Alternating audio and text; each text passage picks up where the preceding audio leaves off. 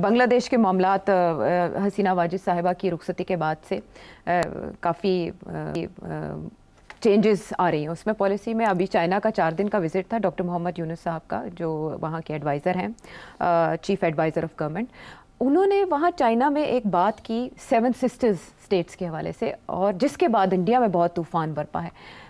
क्या है इसमें ऐसी बात जो इंडिया को बहुत तकलीफ हो रही है? इंडिया को तो पहले दिन से तकलीफ हो रही है। जैसे ही उनका एक स्ट्रेटेजिक एलाय था बांग्लादेश, वो गिरा है जैसे, और बिल्कुल ऑपोजिट बन गया वो, अब चाइना और पाकिस्तान का बन गया एलाय। तो इंडिया तो कहते हैं कन्वल्शंस में है, बहुत तकलीफ हो रही है, मरोड़ उठ रहे हैं, बहुत ज़्यादा तकलीफ हो रही है कि ये हुआ क्या है। हाँ। और वहाँ बहुत से सवाल किए जा रहे हैं कि हमें पता भी नहीं चला, और ये हो गया है, हसीना उड़ गई। हाँ। और उसके बाद प्रो पाकिस्तान पार्टी आ गई है, और वो अब प्रो चाइना भी बन गई है, और चाइना से अब वो इन्वेस्टमेंट्स भी ले रही है। तो चाइना का तो बिल्कुल बहुत बड़ा स्टेक बनने जा रहा है बांग्लादेश में। और बांग्लादेश जो है वो अब आंखें दिखानी शुरू कर दी हैं, उससे उकसाना शुरू कर दिया है उस 7 सिस्टर्स को। हाँ। और कह रहा है कि ये we are the bay of Bengal, हम गेटवे हैं, हम गेटवे हैं टू द 7 सिस्टर्स। उनको उकसा रहे हैं। हाँ। कि आप बगावत करें, आइडिया दे रहे हैं। हाँ, आइडिया दे रहे हैं। तो ये अब इस किस्म के आइडियाज़ जो है ना, वो इंडियंस जो है वो यहाँ बलोचों को दे रहे हैं, और TTP को दे रहे हैं। उधर बांग्लादेश में से शुरू हो गया है ये काउंटर। हाँ। तो जाहिर है इसके पीछे, तो जाहिर है आप पाकिस्तान तो नहीं है ना? नहीं, मतलब है कि इंडिया तो यही समझता ना कि इसके पीछे भी पाकिस्तान ने गन डाल दिया। तो अब बात यह है कि बांग्लादेश ने भी तो नए एलाइज लेने हैं ना, और बांग्लादेश में जो माहौल बना हुआ है वो भी एंटी इंडिया बन गया ना। ये नहीं है कि यूनुस जो है ये कर रहा है खुद, वो देख रहा है कि सारा बांग्लादेश की नई जनरेशन जो है, they hate Indian hegemony. India ने भी वही फजूल हरकत की है जो इस किस्म की हरकत पाकिस्तान ने की थी। पाकिस्तान ने अफगानिस्तान के अंदर पाकिस्तानी हेजमनी क्रिएट करने की कोशिश की कि ये हमारी पपेट रेजिम, हमारा ये इलाका है। उससे रिवोल्ट हो गए वहाँ सारे नेशनलिस्ट रिवोल्ट की, ये होते कौन है, we are a proud nation country, हमने तो अंग्रेज़ों को नहीं माना, ये कौन होते हैं, पंजाबी आ गए हैं। इसी के साथ वहाँ भी ये हुआ कि इंडियंस इतनी हर चीज़ में चले गए वहाँ कि वहाँ भी रेजिस्टेंस शुरू होगी कि ये, और फिर ये रिसर्जेंस ऑफ इस्लाम भी है। Jamaat Islami is a very powerful force in Bangladesh, और अभी भी वहाँ क्रैकडाउन बहुत किया था हसीना ने, और उसके बावजूद फांसियाँ दी थी। उसके बावजूद इस वक्त one of the most important forces in Bangladesh is Jamaat Islami, and Jamaat Islami is pro Pakistan. तो पाकिस्तान का तो इन्फ्लुएंस वापस आ गया वहाँ। तो इसलिए इंडिया की तो बड़ी तकलीफ हो रही है।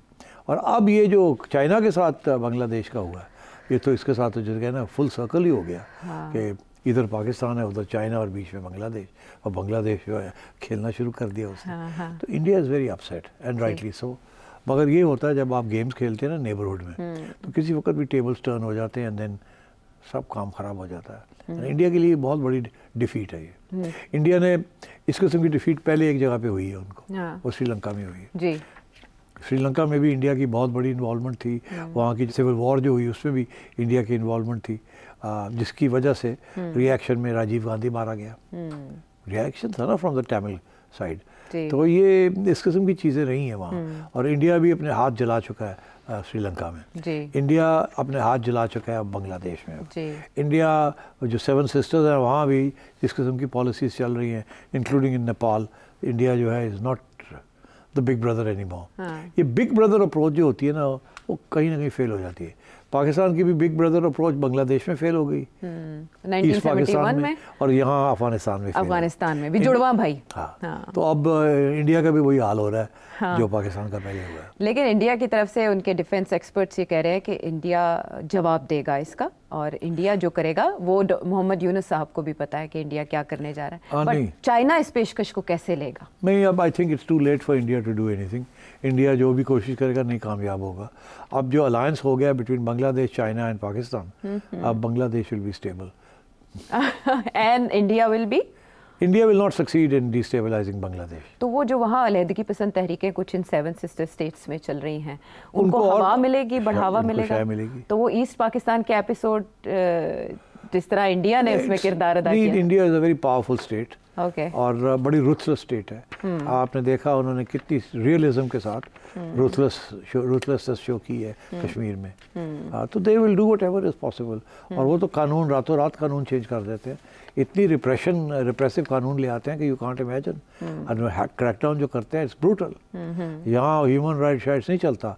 जो बंदा ह्यूमन राइट्स की बात करता है इंडिया में वो भी डिसअपेयर हो जाता है। मगर क्योंकि इंडिया का इतना रोमांस है विद द वेस्ट, तो उनकी तनकीद नहीं होती उस तरीके के साथ। That's the reason. और वो अपनी जो प्रोपेगेंडा उनका as the biggest democracy in the world, वो अभी तक चलता है। यू सी, वहाँ ये हाइब्रिड रजीम और मिलिट्री इंटरवेंशन की बात नहीं होती, जिसकी वजह से उनको बेनिफिट ऑफ द डाउट मिल जाता है। At the same time doctor Muhammad Yunus, उनकी मुलाकात नरेंद्र मोदी जी से भी हो जाती है। नहीं, वो तो देखिए मुशर्रफ की भी होती थी, हमारे लोगों की भी होती थी साइड लाइन्स के ऊपर। वो सलाम दुआ रहती है। ओके, ठीक है। अब एक और मामला, वो भी खित्ते की सलामती से जुड़ा है और पाकिस्तान भी ज़ाहिर है ईरान के मामला से किसी न किसी तरह कनेक्टेड है। ईरान को लेकर जो अभी तक अमेरिका की पॉलिसी रही है, ईरान उसको भांपते हुए ये कहता दिखाई दे रहा है कि वो अपनी पॉलिसी, न्यूक्लियर पॉलिसी को रिव्यू कर सकते हैं। क्या अमेरिका रिस्क लेगा इराक जंग के बाद, अफगानिस्तान जंग के बाद ईरान पे हमला करने का? देखिए, मेरा ख्याल है वहाँ भी अमेरिका वही गेम खेल रहा है, चिकन वाली। अच्छा, ये तो एक, आई एम कन्विंस्ड कि डोनाल्ड ट्रंप जो है ना, he goes all the way. मतलब है कि वो आखिरी स्टेज तक चला जाता है धमकियाँ देते हुए डील के लिए। हाँ, डील के लिए। और फिर कहीं ना कहीं डील मिल जाती है उसको। अब फॉर एग्जांपल ईरान के ऊपर जो वो धमकी दे रहा है कि शुरू करे बात हमारे साथ, नहीं तो मैं बम कर दूंगा, ठीक, और धमकी चल रही है। और साथ ये भी इसराइल आगे से खड़ा हो जाता है कि मैं तो तैयार हूँ, अभी करो अभी करो अभी करो। तो ये कॉन्स्टेंट प्रेशर है। अब मेरा ख्याल है, जो एक तरफ तो ये प्रेशर है कि वी विल बॉम्ब यू, दूसरी तरफ ये एक्चुअली करेंगे नहीं अभी। लेकिन हूती बागियों के ऊपर अटैक्स करना, वो भी तो ईरान को कोई मैसेज दे रहा है। एब्सोल्युटली, बिल्कुल वो मैसेज चला गया ना। मगर वो तो message after the loss of the middle east, जब से सीरिया गिरा है और हमास और हिजबुल्लाह डिग्रेड हो गए हैं, तो ईरान को तो बहुत धचका लगा ना। ये बड़ी सिग्निफिकेंट वीकनेस हो गई ईरान की strategy in the middle east. तो इसलिए Iran is in difficult situation. मगर अब वो सबसे पहले जो है सैंक्शंस की तरफ जाएगा और सैंक्शंस लगाएगा। For example, Iran was surviving, बेयरली surviving on the basis of its oil exports. हालांकि सैंक्शंस लगे हुए थे, मगर उसके बावजूद इंडिया, चाइना, इधर उधर छोटे ये लोग ले रहे थे। अब इंडिया के ऊपर बहुत सख्त प्रेशर आएगा कि आप अब ईरान से मत लें। हमारी तो पाइपलाइन नहीं बनाने दी ना उन्होंने जी, वो तो रोक दिया। अब वो इंडिया ले रहा है about 30% of its requirements taking from Iran. तो इंडिया के ऊपर भी प्रेशर आएगा, एक तरफ ये टैरिफ्स का और दूसरी तरफ वो आएगा। तो इंडिया के साथ भी डील करेंगे वो कि हम आपको तेल देते हैं, ईरान से ना लें।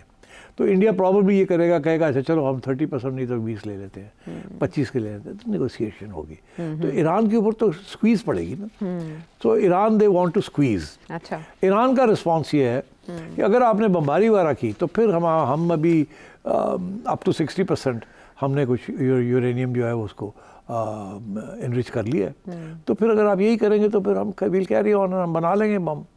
और जितनी भी बमबारी आप करेंगे तो क्या फ़ायदा।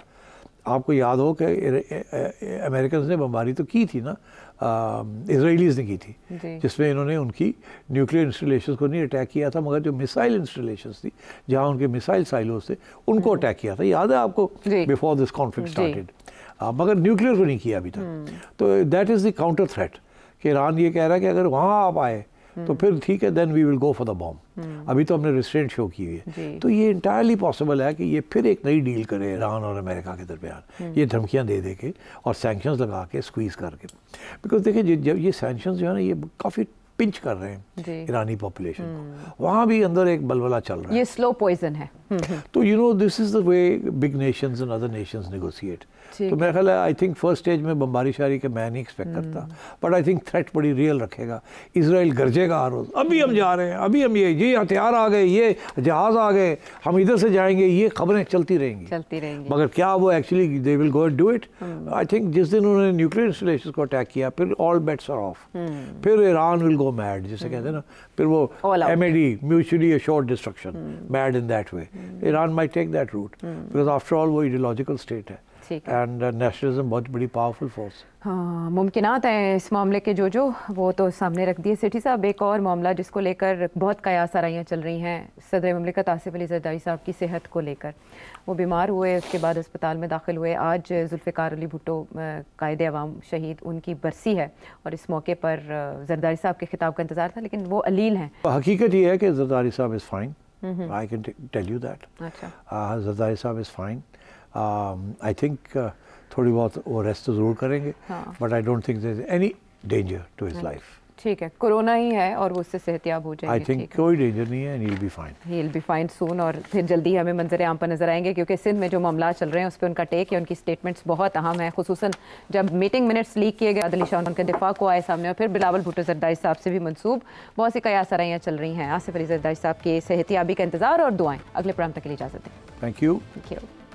चलो।